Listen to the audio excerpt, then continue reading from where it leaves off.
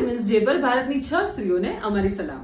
સૌથી પહેલી વાત કરું છું 1947 પહેલી ડિસેમ્બર, જ્યારે ભારત હજી જસ્ટ આઝાદ થયો ને થોડો જ સમય થયો હતો, ત્યારે જીનેવામાં એક કોન્ફરન્સ મળી હ્યુમન રાઇટ્સ માટેની યુનાઇટેડ નેશન્સના અંડરમાં.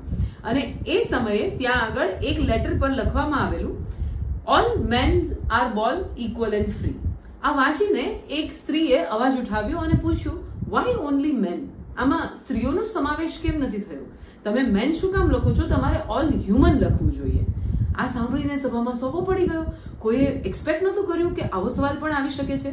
અને એ વાતને વિચારવામાં આવી, ચર્ચવામાં આવી અને ફાઇનલી હ્યુમન રાઇટ્સમાં ચેન્જ કરવામાં આવ્યો અને લખવામાં આવ્યું, all human are born equal and free, જે આપણે સૌ ભણ્યા છીએ.